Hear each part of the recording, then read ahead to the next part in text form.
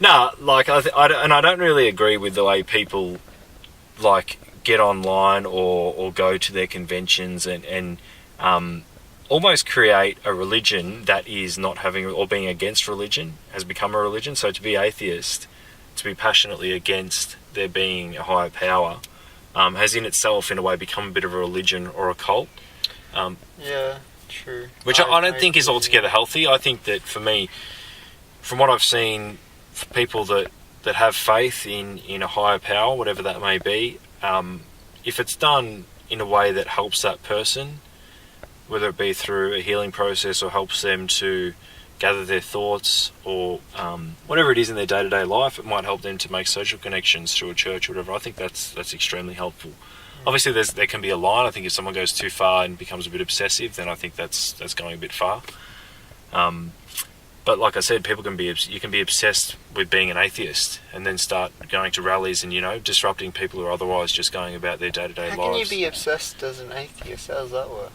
I think, well, you see people online that will get onto blogs, or if someone posts something about a religion or something, and then they'll quickly throw in their own 2 cents worth about how there is no God, or trying to debunk everything the person just said based on their religion, whatever it may be. And if that person, like I said, if it helps them to go about their day-to-day lives and it keeps them socially connected, and I think it can be a really healthy thing for someone. What do you think about the stuff that I'm doing? Or, you've seen me grow up, and I guess I didn't do the conventional thing of working and becoming a doctor and doing all that. Yeah, what do you think? Now I've just shifted. Obviously, I'm doing stuff that not many people do it. Yeah.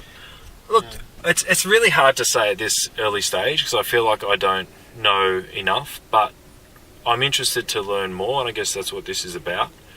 I'd like to open my own mind up to different ideas, concepts. I know you were talking about meditation before, and I've thought about meditating. I've heard of people doing it and having great successes and really benefiting from it. I feel like I've got a bit of ADD quite a lot of the time, or ADHD in my mind, where I can't sit still. Like I'll go away on a holiday and I can't relax. I'm aware of that, yeah. Yeah, so you've known that from me growing up, so you probably could have diagnosed me back in the day and helped me, but I guess that's what this is now, so thanks for that.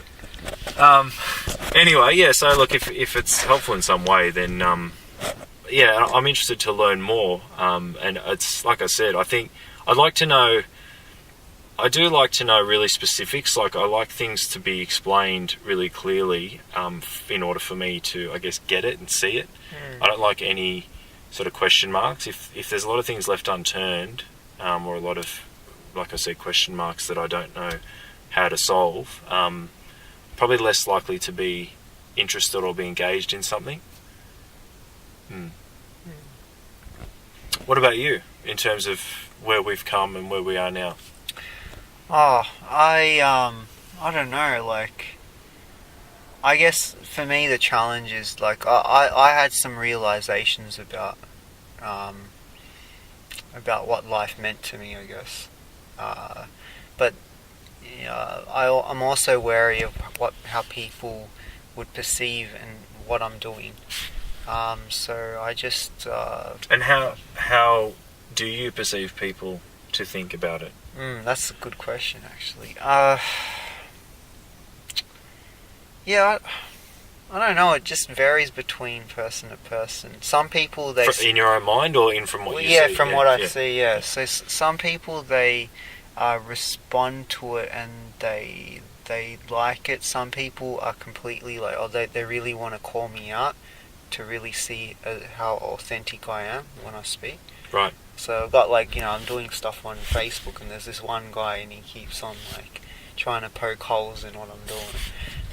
But I like that because it challenges me it tests me to actually see how truthful I can be. Yep.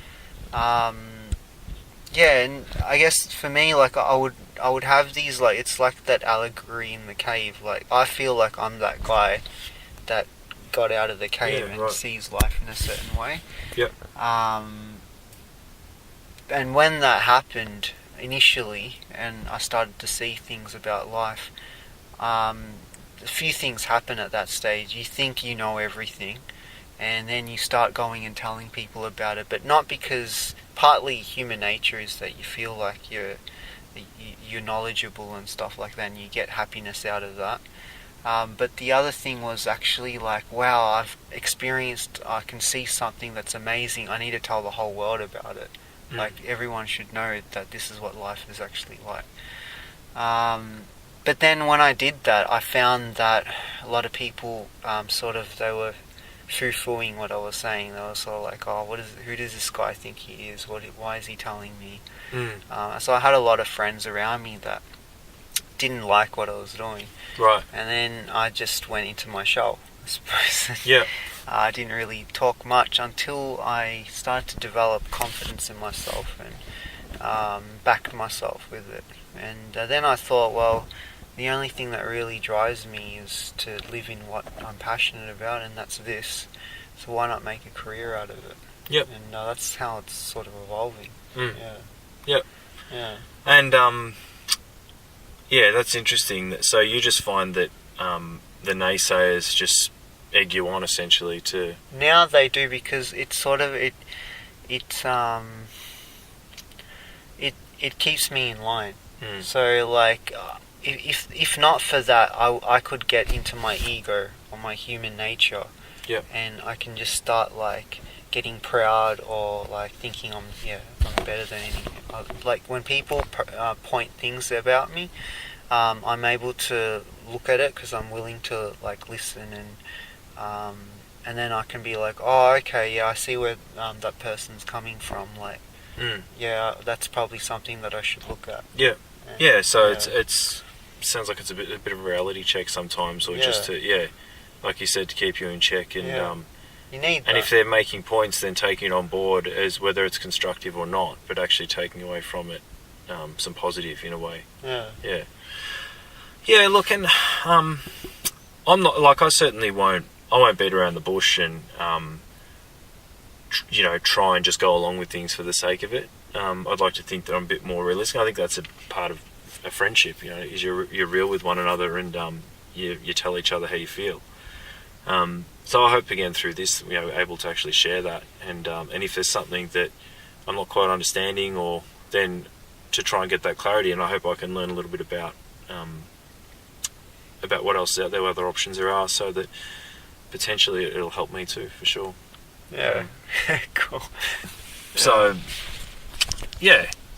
Well, look, I'm sure that like I said, we're not going to necessarily agree, and I think that's a really healthy thing between two people. You don't just want to go along agreeing with everything. Really, yeah. And I think, like you said, like everyone has their ways of seeing life, and no one's ways of seeing life is better or different.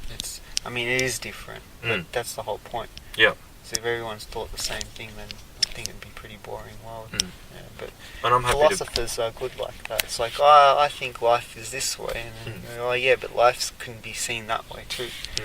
Yeah.